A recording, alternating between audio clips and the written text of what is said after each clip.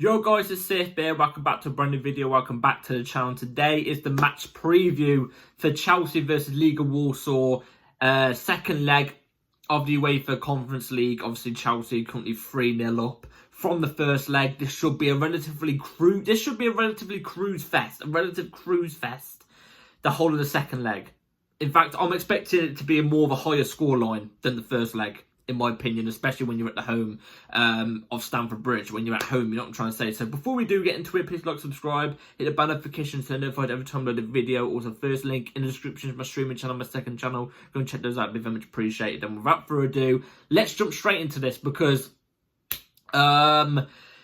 yeah, there's not really much topic to really talk about in the match preview today. There's obviously some things we can talk about and touch on about, you know, the game for tomorrow. But there's also things I want to talk about to do with our manager and what he said after the press conference in the Premier League game that recently just happened, and the most recent press conference comments, because it stirred a lot of things around the Chelsea fan base. So anyway, starting off, it is the match preview. Obviously, we beat Legia Warsaw in the first leg 3-0. I thought the first leg was going to be way more tougher than what it actually was. In fact, in hindsight, it actually was way easier than what I originally thought. And the reason why I thought it might be a little bit of a tough game is because the Legia Warsaw crowd.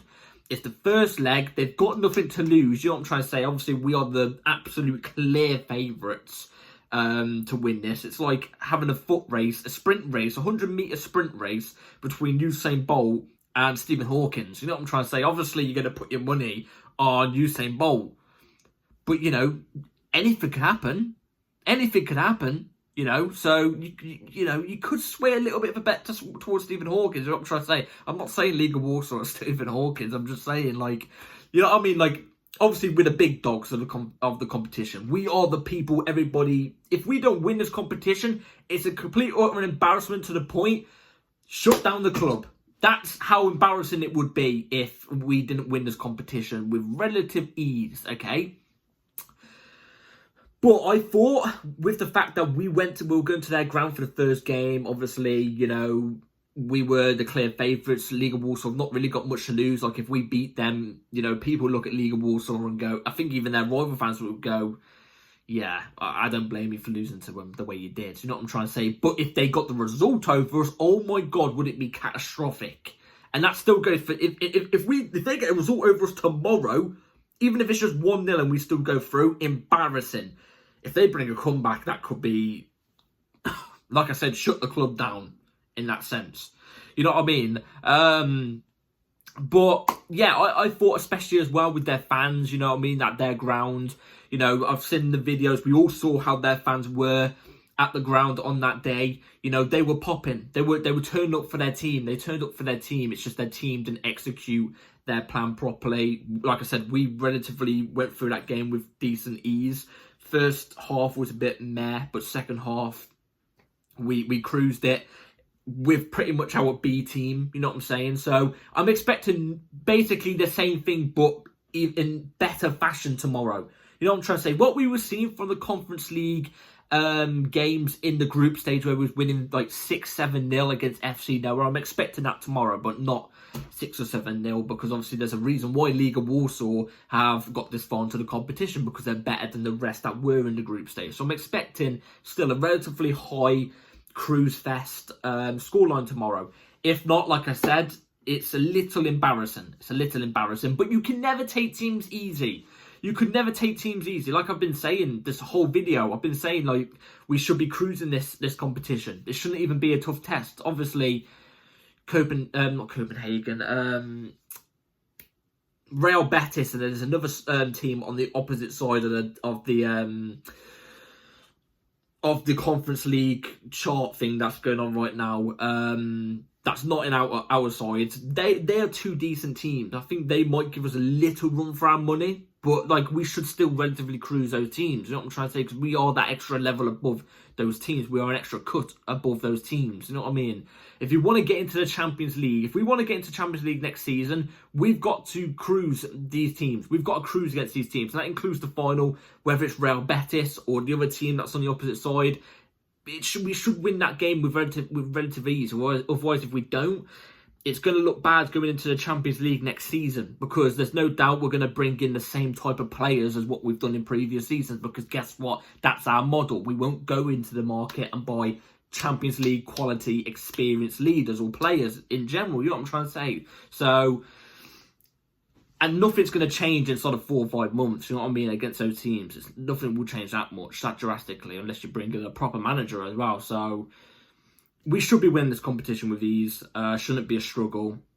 But like I said, you can't take these teams lightly anyway. Like, I know we're the favourites, but don't take these teams lightly. Because if you take these teams lightly, they can catch you off surprise. They can. Like I said, the Usain Bolt, Stephen Hawkins thing. If you're Usain Bolt, you never know. You might trip over and break your ankle, and then Stephen Hawkins has got the rest of the thing to go.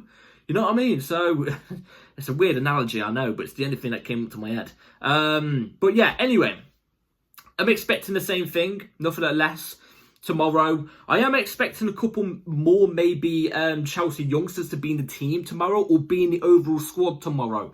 Because look, we're 3-0 up. Even with the youngsters in our team, we should still win the game. Maybe not with as much confidence and comfortability as what we would do with the full second team, but we should still be able to do it. It gives also the youngsters a little run out. You're going to see my team in a minute, see what I do. But what I've done, I think, is fair. I think it's a good mix of second and first. No, second and youth. You know what I'm trying to say. So anyway, one thing that's really annoyed me, like I said, I was going to talk about Maresca. One thing that's really annoyed me, and I think might play a part tomorrow, is Maresca's comments after the game in the league, in the recent game. He basically came out and said the reason why we didn't play as well as what we should have done was because of the environment, meaning the fans. It was meaning the fans. He meant the fans. Yeah? Going at the Chelsea fans is one... I've always said this, you do not turn your back on the Chelsea fans. He tried to rectify it in the most recent press conference for this game. Maybe to smooth things over to hopefully give us that extra boost at the bridge for this type of game. Even though, let's be real, we don't really need it for this type of game, but it still is nice. It still should be there. Don't get me wrong, I've spoken about this on this channel before. The atmosphere at the bridge is quite poor. It is quite poor. It has been for many, many years. Probably around Tuchel era was the last time it was actually popping a little bit. But even then, at times, it still had a shaky moments. Don't get me wrong, no matter what, you should be bouncing in the crowd for your team. That's how your team gets that extra boost. But then on the other side of the coin, the way you play has got to be entertaining to the point where you don't make your fans have a snooze fest at home, on the sofa, on the bed, on watching the game live. You know what I'm trying to say? The football's poor, and that, I'm sorry, is on you, Maresca, and also that's on the players. The football is poor. It's poor. How the hell are the fans meant to get upbeat and up for a game unless it's like a rival game, like a Tottenham or an Arsenal or something like that? You know what I'm trying to say? How are we meant to when your football is dire? It's boring. It's too predictable. Also, you're not winning games. You're not getting results. You can't... I get it. The traditional, if you're 2-0 down or 3-0 down, especially against a rival, you're still meant to give that raw for your players to feel and to play with that passion. Do you know what I'm trying to say? But at the same time, there's only a certain amount you can take. There's only a certain amount you can take, and I get it. It's not really all on Maresca, because who appointed Maresca? Who appointed this type of manager? It was the owners. They've done it for many years. So is it all on Maresca? No. Most of it is because of the way his football is. It's just not what Chelsea fans are. It's not what the club is about. I've always said that. It also is sometimes to do... Some of it is also to do with the players. But most of it, majority of it, is the clowns upstairs. They want us playing this way. That's why they bring in Potter. That's why they bring in Poch. That's why they bring in Maresca. Do you know what I'm trying to say? Because they want to play that progressive, modern football that most teams are switching away from nowadays, by the way. Most teams try to play it the Man City way. That's what it is. Only Arsenal really been succeeding in that way. You know what I'm trying to say? But we've tried to implement it. It's been catastrophic in a bad way. Catastrophic error. You know what I mean? But anyway, what I was saying was, Maresca going at the fans usually is one of the last things a Chelsea manager can do, no matter what. And I get it, it's a new ownership. but it's usually one of the last things you can do, because usually the players start to turn, and then things get more toxic, and then the owners sometimes have to press the button. You know, push the button, dun, dun, dun. You know what I'm trying to say. Anyway, that can play a part tomorrow, because he did gun at the fans. I get it, he tried to rectify it in the most recent press conference, but he did gun at the fans, at all of us. That can play a part tomorrow. That can play a part. Will it play that much of a part to the point where we lose the game? I don't think so, personally. I don't think we're going to lose the game, I've got to be honest. But it can play that much of a part, because the fans aren't going to back it. In fact, the fans, in hindsight, well, not hindsight, but in reality, will probably be less energetic about going to games, because there's not that bond there now. You know what I mean? So, yeah.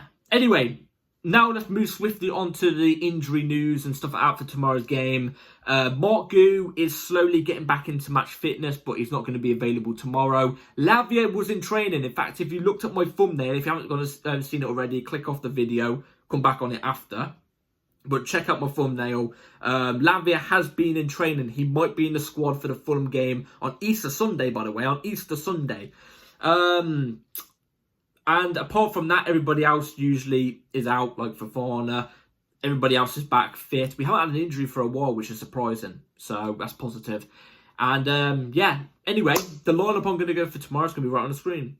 So, the 11 I'm going to go for tomorrow is going to be right here on the screen. Philip Jorgensen in goal, Malo Gusto left back, Chempong right back, Badiashile, Sandro Boyle as the two centre-backs, Enzo Fernandez and Raksaki in the double pivot, Tyreek George off the left, Dewsbury Hall in the 10, Sancho off the right, and Kunku as the ST.